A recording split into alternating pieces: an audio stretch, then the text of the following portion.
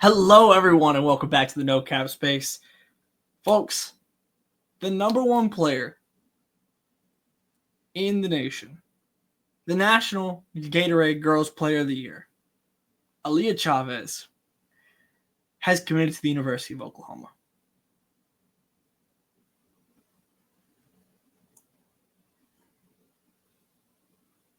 How did we get here?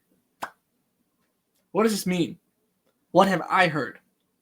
This is what we're here to talk about today. Look, man, you want to talk about one of the greatest 24-hour periods in the history of OU women's basketball. That's what we're currently residing in right now. Obviously, when you're seeing this yesterday, OU advanced to their first Sweet 16 in over a decade. The first Sweet 16, obviously, at that point, under Jenny Baranczyk as well. This build of a program since Jenny Baranczyk arrived from Drake has been continuous. It's been a year on year build. And the culture that she has been able to cultivate at OU, I've seen it firsthand. I've been at practices. I've worked with the team during my time in college. I've seen all these things, and the play style as well. To be able to build to a moment like this, where Oklahoma is on their way to Spokane for a matchup with UConn in the Sweet 16, and also have this moment for this program to go and get a player that is ranked number one in the nation. Look, man, this isn't normal for Oklahoma women's basketball. Just to put it plainly, this doesn't happen in this way. So how did this happen, right? I'll tell you what I know, because I do my due diligence, and I try and poke around. I talk to people, so on and so forth. So without just the generalities here. Okay. First off, from everything that I've heard, Aaliyah Chavez and Jenny Baranczyk have a phenomenal relationship that has been cultivated for years now. And I go back to what I was just saying. With the culture that has been so player first, and I mean, I tell you, when I say that, the very first moment that comes to mind is Skylar Vann this weekend for OU, where the hug that she gave Jenny Baranczyk on her way out with her last game at LNC, like a phenomenal moment, and a player that is from Oklahoma in that way and has been such a foundational piece of Jenny Baranczyk's Oklahoma in her fifth year now, and obviously has had her accomplishments, and even in a down year statistically for her, has said that this has been one of her favorite years, just based on the team and the atmosphere and everything. So even when the individual production isn't all the way up, it's still there, and that's part of this with Aaliyah Chavez. And I think the environment and everything is real. Also, the play style. Aaliyah Chavez is a bucket getter. She is an offensive player, and there's such a unique opportunity, right? If you look at, the top kind of three schools that I had, kind of hearing was Tech, Texas, and Oklahoma, right? And so you kind of break this down, and this is the way that I was breaking it down in my head, right? For Texas Tech, you get the keys, and you get the keys, and you're in the Big 12, and that is essentially your program. You go to Texas, and you're going to obviously a number one seed, like an accomplished team, a very, very, very good team.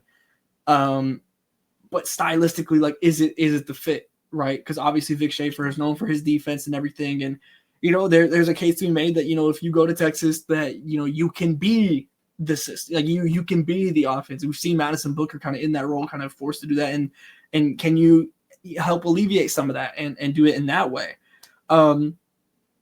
And you're also in the SEC, right? And obviously, you look around the nation when it comes to the superstar players, right? And Aaliyah Chavez certainly I mean, has the potential to be a superstar player in that way, from name value and whatnot. And you look at that, you go, Juju in the Big Ten, you have Hannah in the ACC.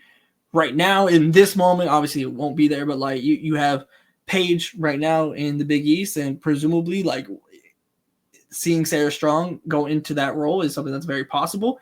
But in the SEC right now, you certainly have like a Mileage Foot Wiley, right? You have really talented players with Joyce Edwards, obviously Flauge in the SEC as well. But when it comes kind of like to the long term and like being the person of this class, like it's an interesting thought process of, can you kind of be the SEC star in that manner?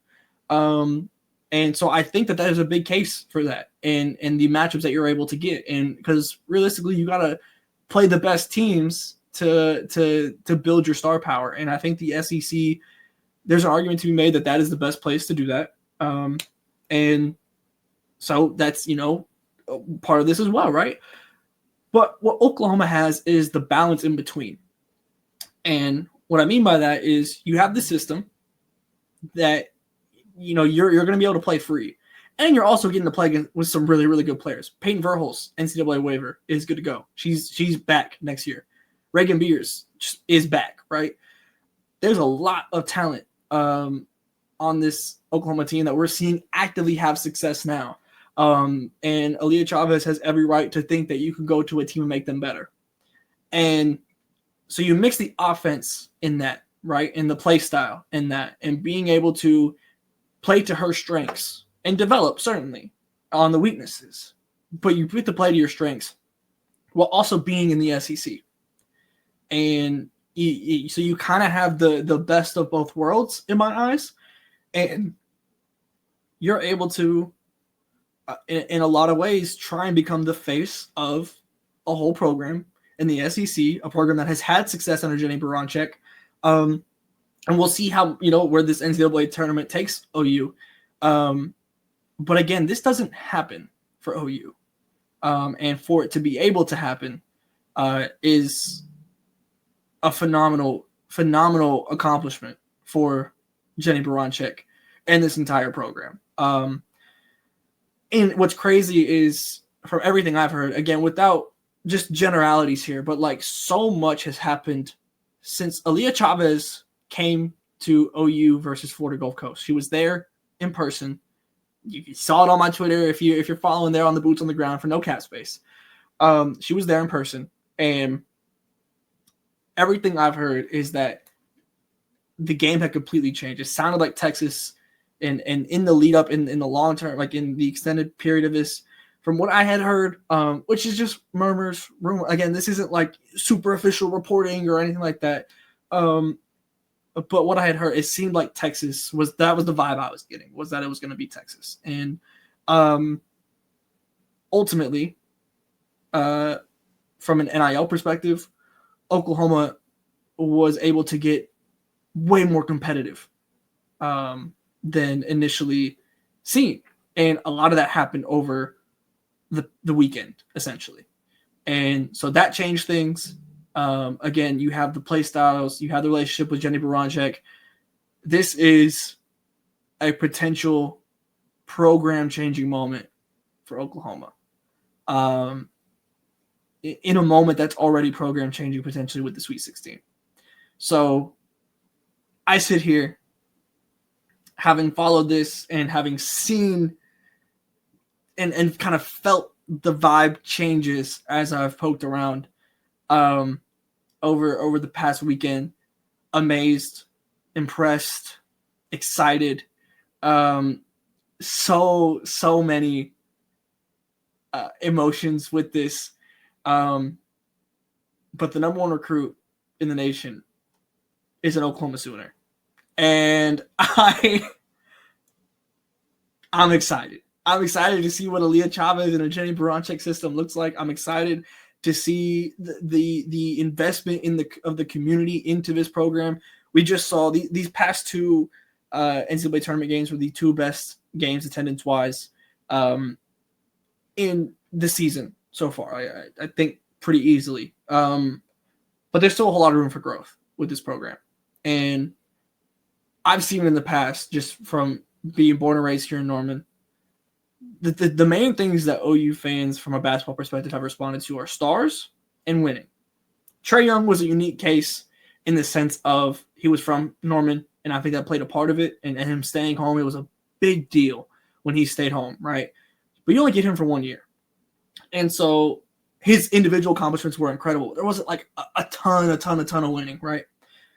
When Buddy Hield was here, that wasn't nearly the star power, but it was the winning, right? And there were some packed out games. And then you got to go back even further. You're talking like Blake Griffin and Courtney Paris and times before the Oklahoma City Thunder were here. But I look at this move and I look at this accomplishment and I look at the potential of building off of what is happening right now in this March Madness tournament. And I'm incredibly excited. I'm incredibly joyful. I'm hopeful. Look, man, all I've known is Oklahoma basketball. I'm born and raised here, and today is one of the biggest moments in program history. And again, an incredible accomplishment for this program to be able to pull this off and turn the tide of this, from my perspective, turn the tide of this so late in the game and ultimately get the commitment from the number one recruit in the nation, Aaliyah Chavez. Look, man, you're going to be hearing from me a whole lot more about Oklahoma, because Oklahoma, it's not a bias. It's not a fandom. Oklahoma is earning it. And that is what excites me the most about this. So I just had to come on here, give you all the rundown, my thoughts, what I've heard, everything about this, because Aaliyah Chavez is officially an Oklahoma Sooner.